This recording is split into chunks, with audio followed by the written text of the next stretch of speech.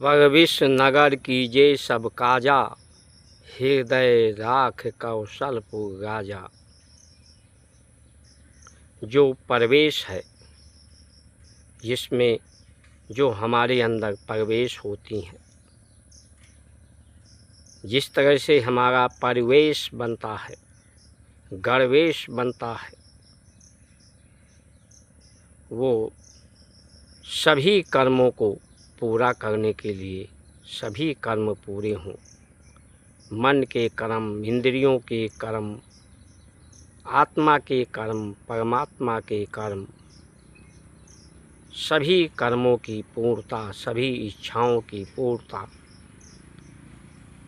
उसमें पवित्रता प्रवेश हो, शुद्धता प्रवेश हो शरीर के अंदर, प्राण का प्रवेश हो शरीर के अंदर, परिवेश स्थिर हो जाए, केंद्रित हो जाए, वो शक्ति प्राण ही प्रकाश बन जाए। स्थिर स्थिति में जो दो स्वर हैं, दो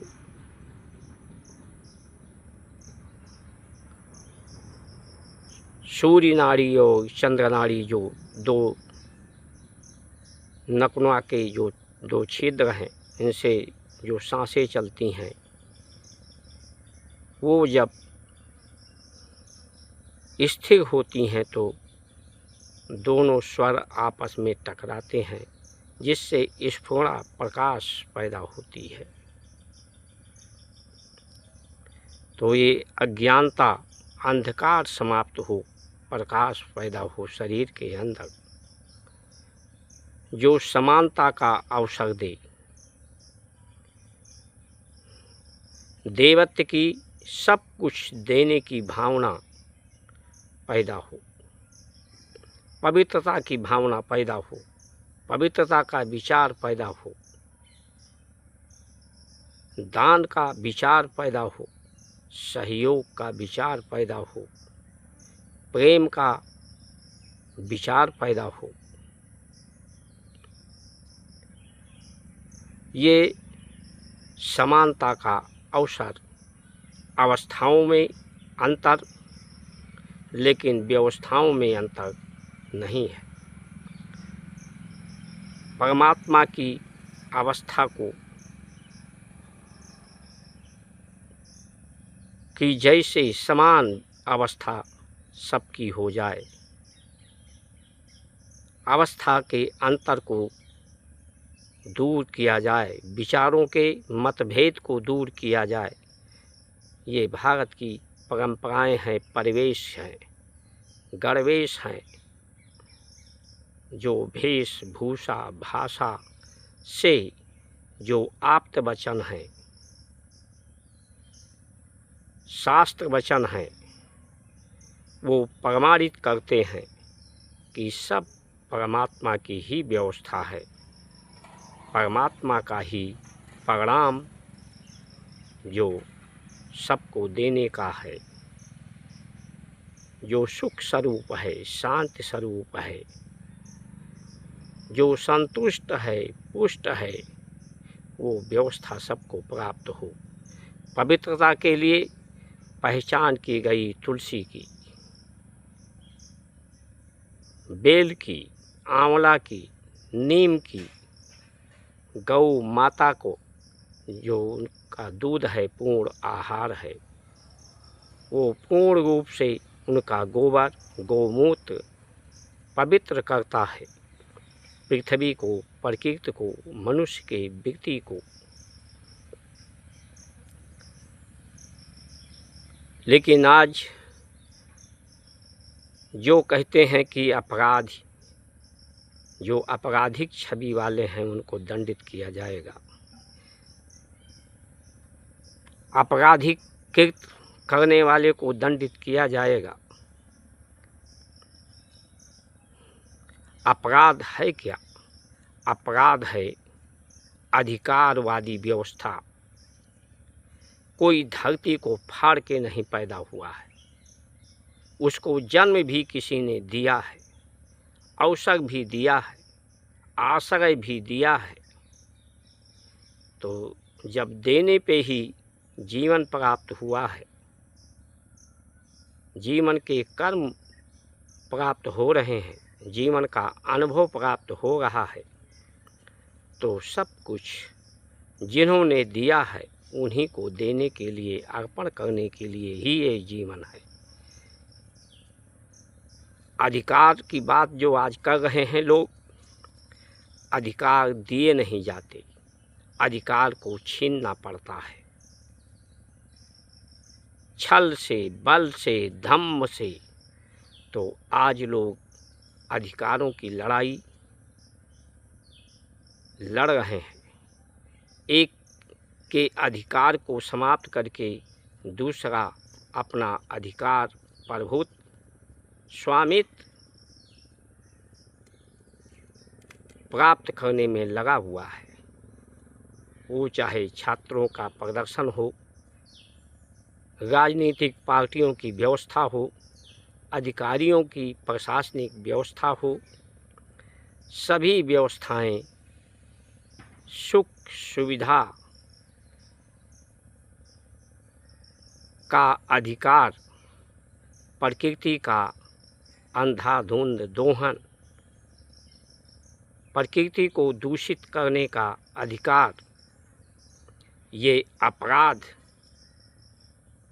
आपराधिक कृति है, आपराधिक छवि है, बनाने की प्रयत्न हो रहा है। लेकिन ये दूरसंचार क्रांति ये संचार करेगी ब्राह्मणों के द्वारा मन में, प्रकृति में, संपूर्ण व्यवस्था में, और ये संचार क्रांति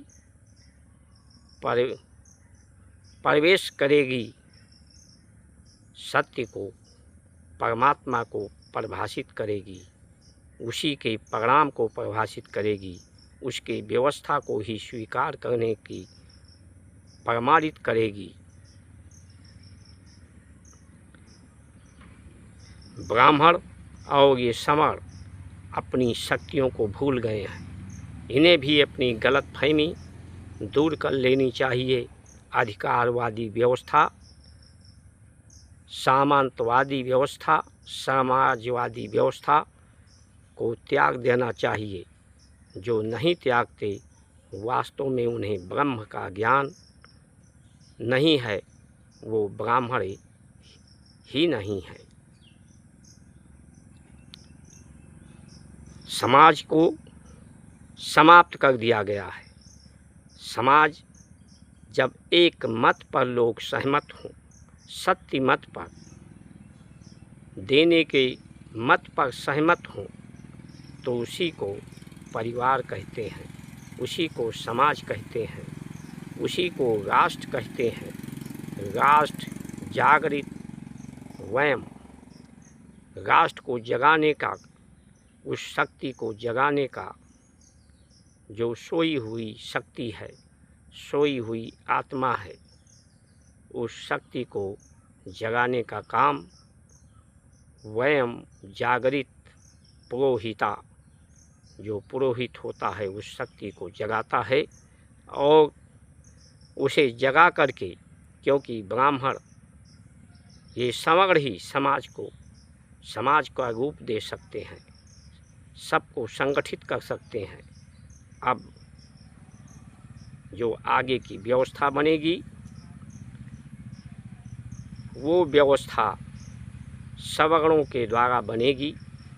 सवर्ण संगठित होंगे, क्योंकि ब्राह्मण के घर में पैदा होना, सवर्ण के घर में पैदा होना ही आज अपराध हो गया है।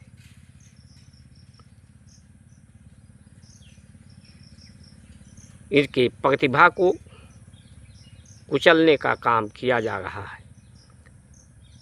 सवर्ण के बच्चे 90% मार्क ला करके भी उन्हें अवसर नहीं मिलता। उनसे निम्न अंक लाकर जात के नाम पर, आरक्षण के नाम पर उन्हें अवसर देकर भारत की प्रतिभा को दबाया जा रहा है। ब्राह्मण अधिकार नहीं चाहते, सामंत नहीं चाहते, साम्राज्य नहीं चाहते, वो सबको समानता का अवसर देने का भाव पैदा करते हैं। ब्राह्मण ने ही संसार में संस्कार दिया है, सत्य का आकार का अनुभव कराया है कि जो देने वाला है, धर्म का कार्य भी पूरा हो, अर्थ का भी कार्य पूरा हो, काम का भी पूरा हो और मोक्ष का कार्य भी पूरा हो। सभी कर्जों से मुक्ति, दोष से मुक्ति, जन्म मरण से मुक्ति, ये मुक्ति का उपदेश ब्राह्मण ही देता है। तो ये व्यवस्था, अधिकारवादी व्यवस्था, आपराधिक व्यवस्था को जो ब्राह्मण का द्रोह करते हैं, ब्रह्म का द्रोह करते हैं, उनकी व्यवस्था को बिगाड़ने का काम करते हैं, ब्रह्म की व्यवस्था को, उनके गलतियों को एहसास कराना होगा। जो समझते हैं कि हमारे व्यवस्था से संसार चलेगा, हमारे व्यवस्था से संसार चलना चाहिए, ऐसे लोगों को कड़ा संदेश ये संचार क्रांति देगी। जय श्री राम।